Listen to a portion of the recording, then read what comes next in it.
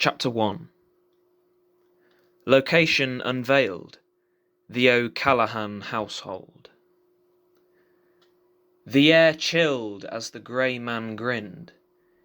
His uncoloured eyes could not discern, but his ears and his nostrils did.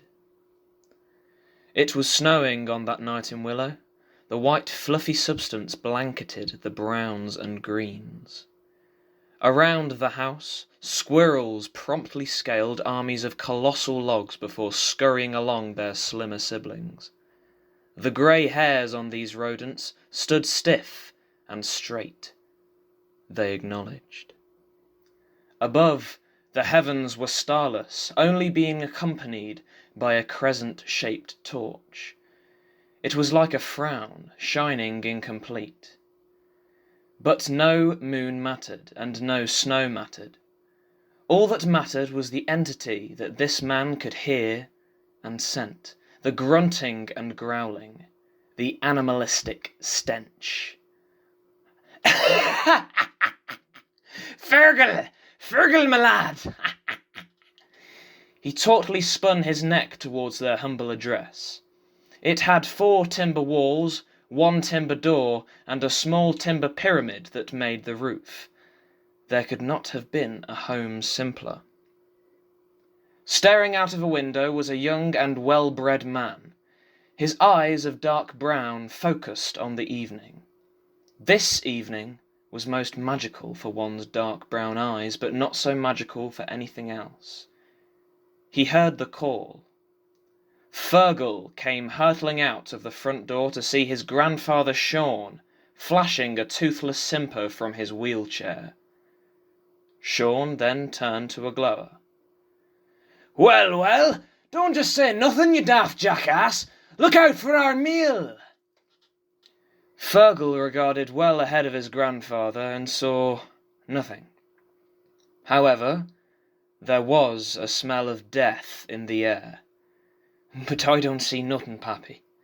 "You think I fucking can? In the holy name of Dator, Fergal, can you give the area a proper look? There's a reason we can smell that shite." I do recognise that smell." Fergal looked keener, further. It was all white far and wide. "Oh, Dator's arsehole, Pappy, ain't it cold for you to just be sat out there? Your bones are like 80 or summit." "I embrace the cold, pussy boy. Now can you please concentrate on the task at hand?" All right. The redhead did sense something acutely irregular. "Hey, Paps, sure it ain't your arse?" "There's food on the line, and you're making a crack about my arse." "Sorry, Paps, but I just don't see nothing. It's just snow is all. Plus it's freezing. I'm going back and..." "Don't you dare! You stay out here, I don't give a fuck how long it takes you. You'll use the odds that I don't have to find us that goddamn unlucky." Sean started to violently cough. Fergal knew they had ample provisions to last them another few days at minimum. It was not exceedingly prudent, but this cold season was concluding presently, so Fergal judged that they might as well have been somewhat more patient. The last time the duo happened across an unlucky was 2 years ago. They would find them extremely intermittently, and they were habitually on their own. As lucky, their continuance was elementary if they ever came across the unlucky. They were to kill and eat, be killed and eaten, run away or do what the clerics of Naren did.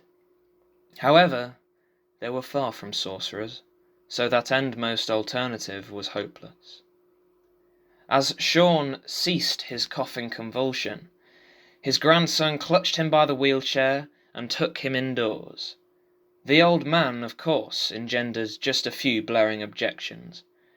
"You know what, Fergal? You're turning into a right-o lazy arsehole these days." And so on, and so on.